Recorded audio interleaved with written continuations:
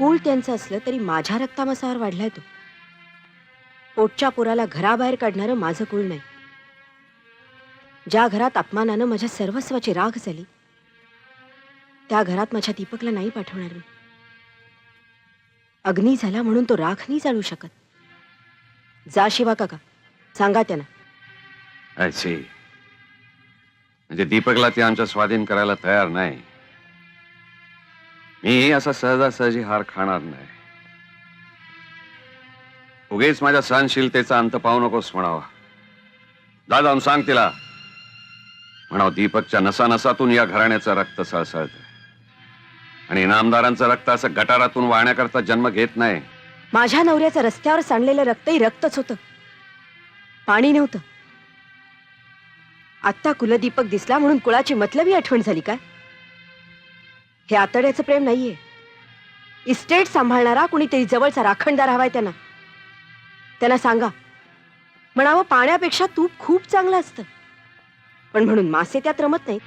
तीरदमडीच्या कार्टीची ही हिंमत. चाल शिवा, आत्ताच्या आत्ता निकाल लावून टाकतो. बापरे, अजून ताप आहे. 99 तरी असेल. आपण असं करूया, डॉक्टर बापटाने घेऊन या. त्या चिल्ड्रन स्पेशालिस्ट आहेत. शिवाय त्यांच्या हाताला गुण सुद्धा चांगला आहे. अरे तू घाबरू नकोस. लहान मुलांना किरकोळ करण्यानी येतो असा ताप. तू काही काळजी करू नकोस. बापटबाई 200 रुपये व्हिजिट फी घेतात. हं? अरे तू बडीशेपचे दाणे तरी बघितलेस का कधी? 200. ओ वैकुंठ पान मर्चंट, मी दीपक साठी काय वाटेल ते करीन, पण डॉक्टर घेऊन येईन. कळलं?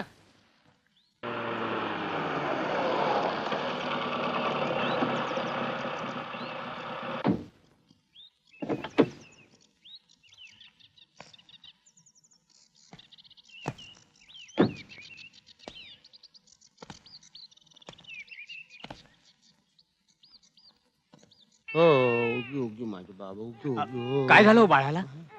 काही नाही, किरकोळ ताप आलाय. थोरलं मालक आलात, बाहेर उभे आहेत.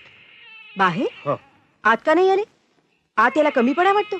पोरी, आता त्यांना काहीही बोलू नको. नातवाच्या मायेनं त्यांना इथपर्यंत ओढून आणलंय. त्याचं तोंड पाहिलं म्हणजे समज ठीक होईल बघ. तू आधी बाहेर चल बघू. त्यांच्या पायावर डोकं ठेव आणि त्यांची माफी मागून त्यांना आत घेऊन ये.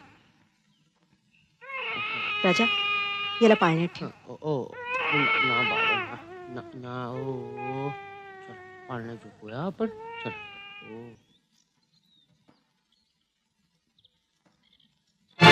हे असले मानभावी नमस्कार घ्यायला आम्ही इथे आलेलो नाही. शिवा, बाळ कुठे? बाळाला जरा ताप भरलाय मला. हा? अरे मग उचलून आण ना त्याला. आपल्या चांगल्या डॉक्टरकडे घेऊन जाऊया. हे असल्या घाणेरड्या वस्तीमध्ये धडधाकट माणसं सुद्धा आजारी पडायची. गरिबांची मुलं जशी आजारी पडतात तशी ती आपोआप बरीही होतात. तत्वज्ञान नकोय. आपण घरी येता ना? हे असल्या घरात जायची आमच्या पावलांना सवय नाही. इथवर सुद्धा नाईलाजाने आलं. शिवा, बाळाला घेऊन ये.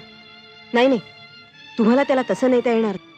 अशी म्हणजे दीपकला हातचा ठेवून आमची इस्टेट लुटायचा विचार दिसतोय. आपल्यासारख्यांना शोभून दिसणाराच हा विचार आहे. बायकांशी वाद घालायची माझी इच्छा नाही. मग मी पुरुष आहे, माझ्याशी बोला. राजा, तू कुणाशी बोलतोयस? तुझा काही संबंध नाही. तू आज जा. I am sorry. या शहाणपणाबद्दल आभार. शिवा, हे पैसे तिच्याकडे दे. तिला म्हणा जरा चांगला डॉक्टर आणा एखादा. धन्यवाद, पण माझ्या मुलाचे उपचार भिक्षेतून होणार नाहीत.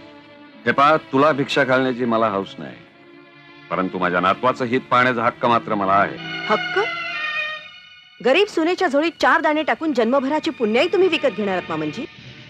हम्म.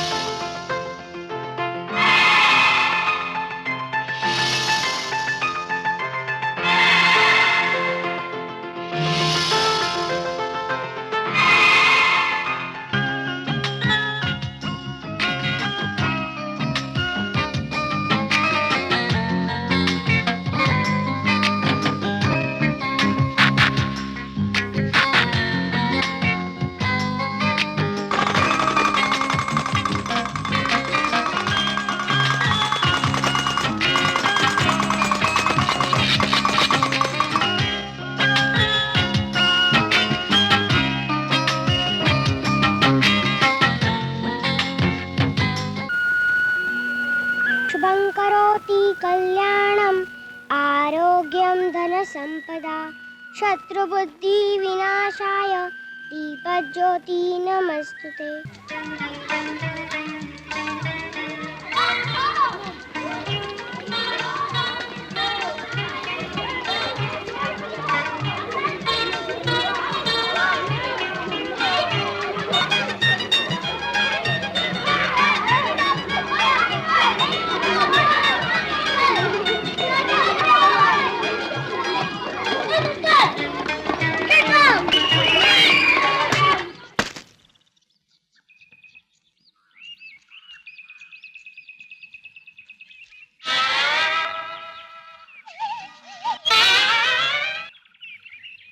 अरे ते आजोबांनी आपला बॉल घेतले ते परत देणार नाही. देणार कसे नाही? आपला बॉल येतो. जागा घेऊन ये ना. मी नाही जाणार. मला भीती वाटते. भीती बागूबाई, मी जाऊन घेऊन येतो. आजोबा आमचा बॉल द्या. आम्ही काय म्हणून घेऊ, आम्हाला लागला तो. मग तुम्ही इकडे आलात कशाला? कशाला म्हणजे? फिरायला. इकडे फिरतात वाटतं. मग डोंगरावर जा. आम्ही नाही जात. जा. मग आम्ही आमच्या राजा मामाला बोलवू. तो तुम्हाला रिक्षाव करेल. अरे बापरे. नको नको नको. घ्या बाबा, घ्या तुमचा बॉल घ्या. हुशार आहेस बाळा. काय नाव काय तुझं? दीपक. हम्म. आई आई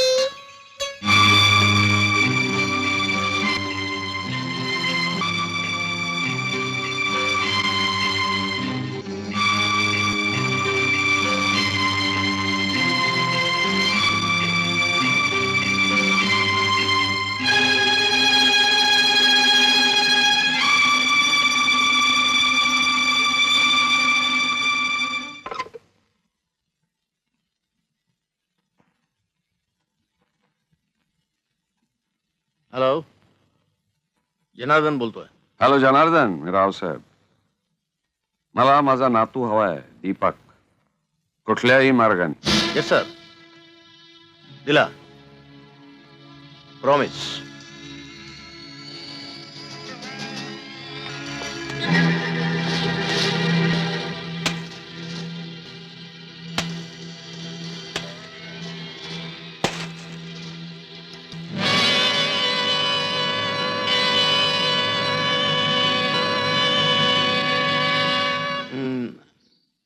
नाव काय बेटा आपलं?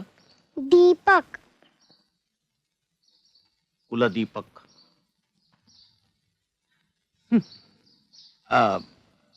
कॅडबरी खाणार? नाही, आईने सांगितलंय बाहेरचं काही खायचं नाही. अच्छा, बरं. आई कुठे आहे आपली? आते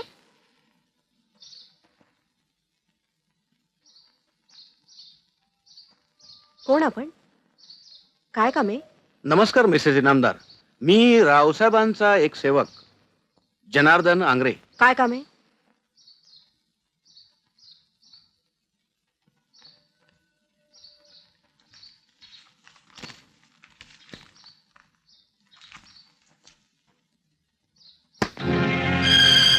हे काय चाललंय? काय करू बाईसाहेब, सांगायला शरम वाटली म्हणून प्रत्यक्ष कृती केली.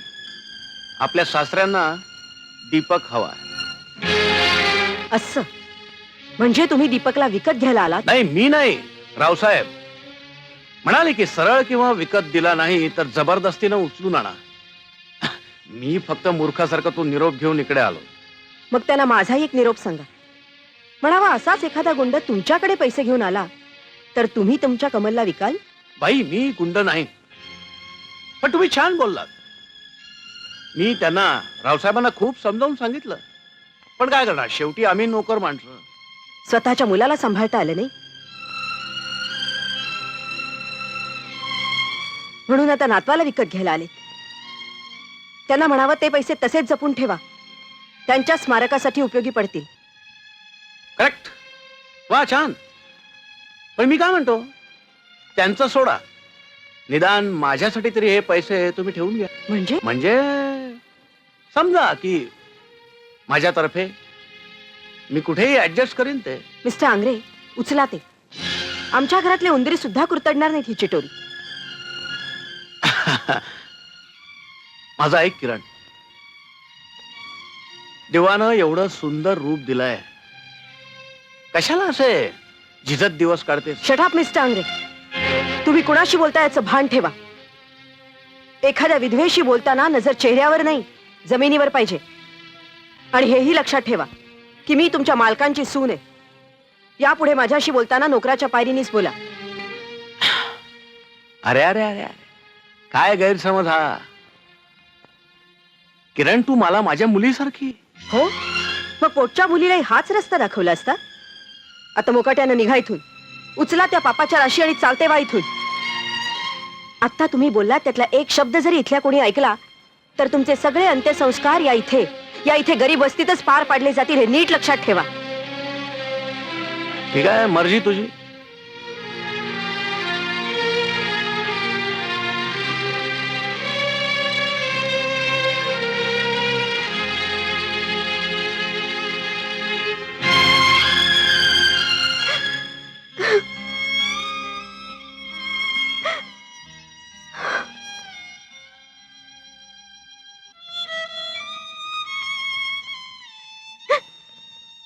आई आई का रडतेस? आई काय झालं ग? शहाणी मुलं कधी रडत नाहीत, मग तू का रडतेस?